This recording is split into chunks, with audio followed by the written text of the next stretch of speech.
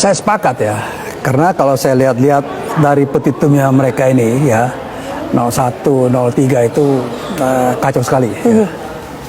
Ya, terutama ini 01 ya, minta diskualifikasi, MK tidak bisa diskualifikasi. Kemudian dia perintahkan juga bahwa presiden tidak boleh cawe-cawe, tidak boleh pakai APBN untuk kepentingan pemilu. Saya kira itu di luar dari ranahnya MK ya.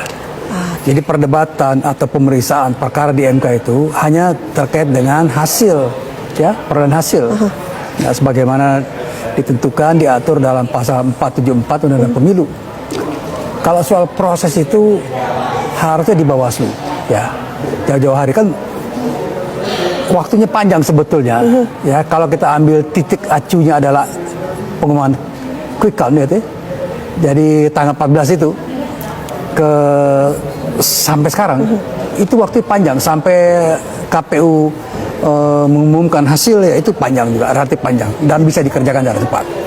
Tapi saya lihat tidak dilakukan secara sungguh-sungguh, tidak dilakukan secara sistematis ya, kemudian juga secara berkelanjutan, malah memberikan kesan kelihatannya ini adalah satu peradilan sifatnya asumtif, ya, asumtif.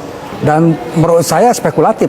Kalau tadi misalnya KPU mengatakan ini manipulatif, saya lebih cenderung spekulatif. Karena 90% itu di luar dari materi yang seharusnya diperiksa di MK.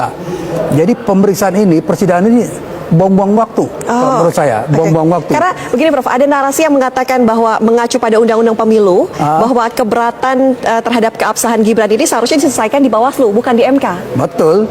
Dan harusnya kalau keberatan terhadap Gibran ini kan berulang-ulang dibilang.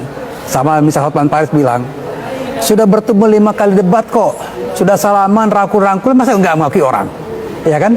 Ini kan secara hukum itu pengakuan itu, nggak ada keberatan. Waktu mengambil nomor juga terima aja semua. Harusnya ketika mau dimulai keberatan, tapi kan tidak keberatan. Keberatan semua ini, gugatan semua ini ada ketika kalah, ya kan? Ketika kalah baru ngomong macam-macam dan kemudian mereka tidak menempuh. Kalau menurut saya nih, paslon 01 dan 03 itu tidak taat hukum. Harusnya mereka belajar betul ini. Lawyer itu pegangannya adalah undang-undang. Ya. Bukan pendapat, bukan opini, bukan asumsi. Jadi undang-undang. Kalau undang-undang mengatakan kita harus strict. Kenapa? Karena kan kita ikut berlomba. Ikut kontestasi dalam pemilu. Pegangannya ini undang-undang pemilu. Taat pada undang-undang. Kalau Anda bikin yang lain, waduh itu namanya ngaco namanya. Ya, jadi saya lihat ini tidak konsisten ya, padahal lawyer senior juga, ya kan? Lawyer senior. Jadi saya kira itu inkonsistensi ya, dan menurut saya ngaco ini.